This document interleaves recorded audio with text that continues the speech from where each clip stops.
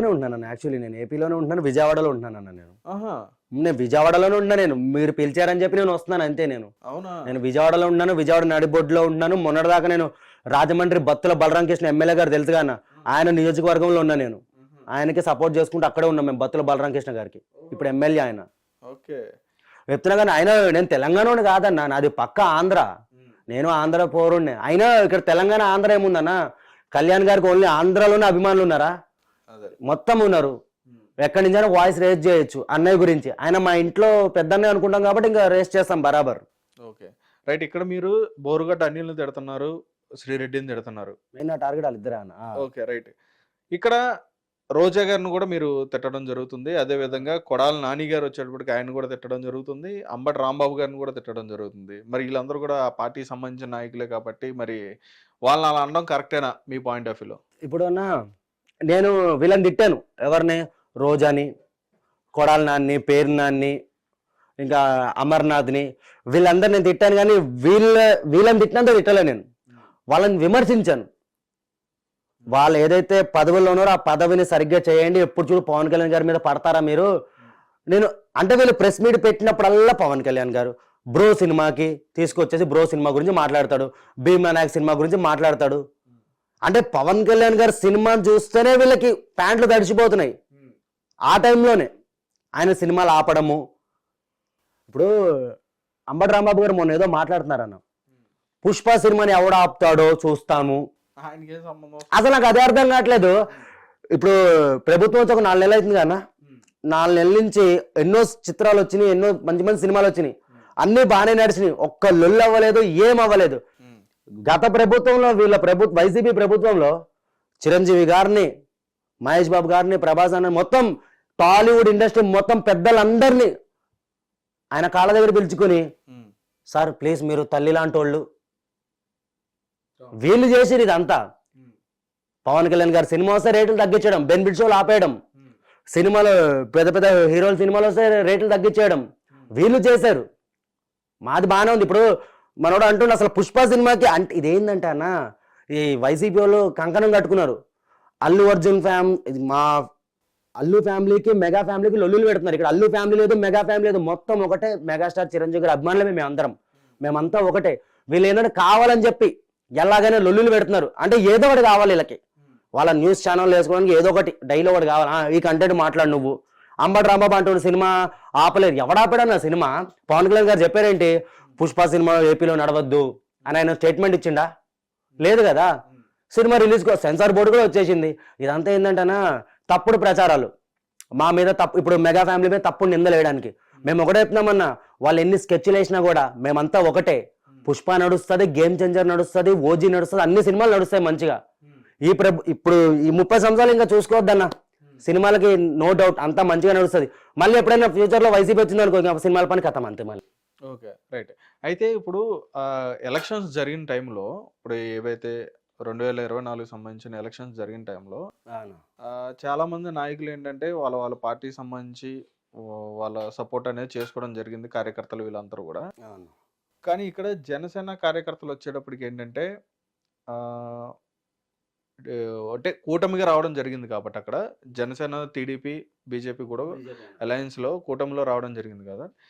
దీన్ని కూడా ఒప్పుకోలేదు జనసేన కార్యకర్తలు. ఇప్పటికీ కూడా జనసేన కార్యకర్తల్లో తెలుగుదేశం మీద మంచి అభిప్రాయం లేదని చెప్పిన మాటలు కూడా వినిపిస్తున్నాయి. మరి దాని మీద ఏమంటారు మీ అభిప్రాయం? అభిప్రాయం లేదంటే అన్న, ఈరోజు ఈ ప్రభుత్వం వచ్చిందంటే పవన్ కళ్యాణ్ గారి వల్లే. ఆ రోజు పవన్ కళ్యాణ్ గారు ఇలాగ నిజంగా ఈ డిసిషన్ తీసుకోపోయి ఉంటే వచ్చేది కాదు ప్రభుత్వం. ఓట్లు చీలిపోయేటి ఎక్కడికక్కడికి. నిజంగా ఇదే కూటమి ప్రభుత్వం, ఇదే పొత్తు 2019లో పెట్టుకుంటే అప్పుడే జగన్ వచ్చేటోడు కాదు. కుళ్ళైపునా కానీ అప్పుడే వచ్చేటోడు కాదు. ఇప్పుడు కొంతమంది అంటున్నారు ఈవీఎంలు ట్యాపరింగ్ చేసి ఏదో సంథింగ్ అంటున్నారు. ఇప్పుడు నేను జనసేన అన్నా, నువ్వు టీడీపీ అనుకో, నీ ఓటు ఇప్పుడు పవన్ కళ్యాణ్ గారు చెప్తారు ఆ ఏరియాలో టీడీపీ నిలబడుతుంది, మీ ఓట్లు దానికి వేయండి అని చెప్పి. అలాగే చంద్రబాబు నాయుడు చెప్తారు. ఇక్కడ ఓట్లు ఎక్కడ చీలింది అన్న, అంతా బాగానే ఉంది. ఇక్కడ వాళ్ళు ఏంది, ఇప్పుడు వైసీపీకి వెళ్ళింది ఒక ఓటు, ఇక్కడ 2 ఓట్లు దీనికి పడినాయి కదన్నా. వాళ్ళు ఏంటంటే అన్న దిమాక్ లేని వాళ్ళు అన్న. ఇక్కడ కూడా వాళ్ళు ఒప్పుకోవట్లేదు. ఇప్పుడు కూడా మేమంట మోసం చేసి గెలిచినామంట. సరే అనుకోండి, మోసం చేసి గెలిచినాం అనుకోండి, ఏదైతే ఏముంది మంచి చేస్తున్నాం చాలంతే. వాళ్ళు ఏమన్నా అనుకోని కుక్కలు మురిగితే పట్టించుకోం మేము. అందుకే వాళ్ళకి పేటిఎం కుక్కలు అని చెప్పి ఒకటి మేమే ఇచ్చినాం బిరుదు, పేటిఎం కుక్కలు. వాళ్ళు మురుగుతూనే ఉంటారు. ఇప్పుడు కూడా నేను మామూలుగా వీడియోలు చేసినా కూడా వచ్చి మా అమ్మలని మా అక్కలని తిడుతున్నారు. అక్కడ అర్థమైపోయింది వాళ్ళకి ప్రతి ఒక్క కామెంట్కి 5 రూపాయలు పడతాయి వాళ్ళకి. దానికి ఒకడు ఉన్నాడులే అన్న భార్గవ్ అని చెప్పి, ఆడు అదాపాతాలని వెళ్ళిపోయాడు మొత్తం. సజ్జల భార్గవ్ తెలుసుగా అన్న, అదాపాతాలని వెళ్ళిపోయాడు. వాడితో ఫోటో దిగిన వాళ్ళే నన్ను ట్రోల్ చేశారు నా ఫ్యామిలీని. వాడే అన్న మెయిన్ లీడర్ అందరికి. ఏదో చెప్పుకుంటాడు అనుకుంటారు కానీ ఆడపిల్లల మీద ట్రోలింగ్ చేయించేదే వాళ్ళు, అది అందరికీ తెలిసిందే. అది మా జనసేన పార్టీ సోషల్ మీడియా అయితే ఏ రోజు ఎవరిని ట్రోల్ చేయలేదు. ఇప్పుడు ట్రోలింగ్స్ అంటే ఇప్పుడు ఈ మాధురి ఎవరు ఉన్నారు కానీ దువ్వాడ మాధురి ఎవరు ఆమె మీద ట్రోల్స్ జనసేన వాళ్ళు చేస్తున్నారు అది అంతా చేసేది వైసీపీ వాళ్ళే. ఫేక్ అకౌంట్లు క్రియేట్ చేసుకుని మా పవన్ కళ్యాణ్ గారు డీపీలు పెట్టుకుని ఆమెను ట్రోల్ చేయడం. దువ్వాడ ఇప్పుడు పర్సనల్ అన్న చెప్తున్నా కానీ పర్సనల్ మ్యాటర్స్ మా జనసైనికులకు అవసరం లేదు. మేము ఎలాగైతే ఇప్పుడు పవన్ కళ్యాణ్ గారు పర్సనల్ మ్యాటర్ మాకు అవసరం, ఎవడు పర్సనల్ వాడిది, మేము పర్సనల్ చూడము.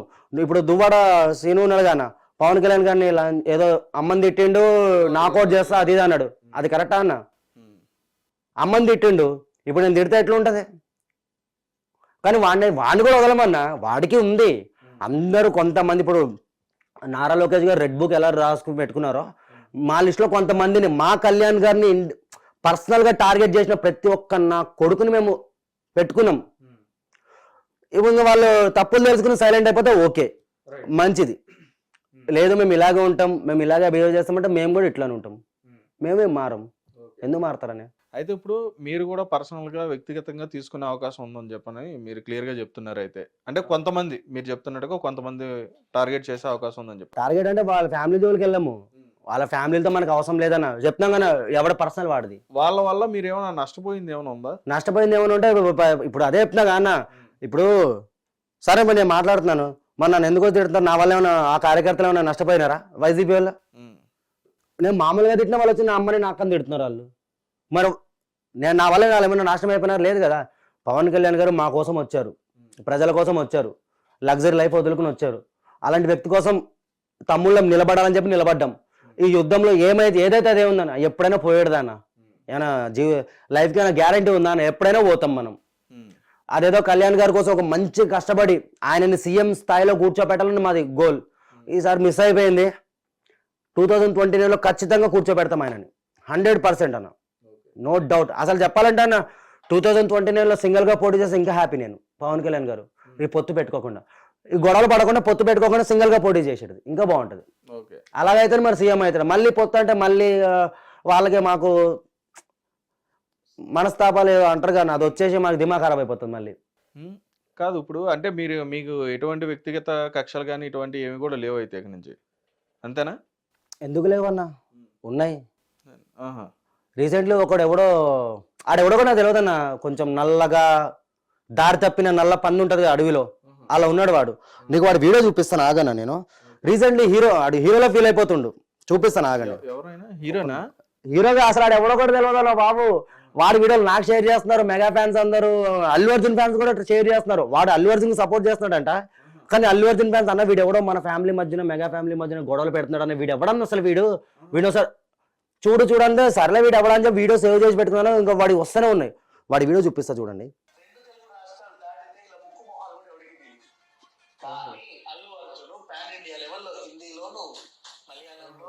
చూసినారు కదన్న, మనోడి పేరు నాకు తెలియదు అసలు. మనోడితో కక్ష సాధింపులు ఏం లేవు అసలు. ఇతను ఎవరో కూడా మాకు తెలియదు.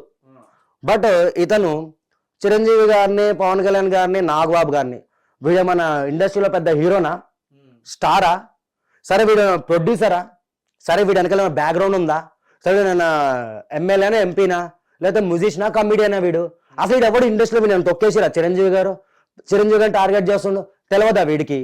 ఒక్కసారి మా ముంగడికి వచ్చి మెగా ఫ్యాన్స్ ముంగడికి వచ్చి ఈ మాట మాట్లాడమని చెప్పాను వాడిని. ఆయన వీడియోస్ చూసాం మేము కూడా.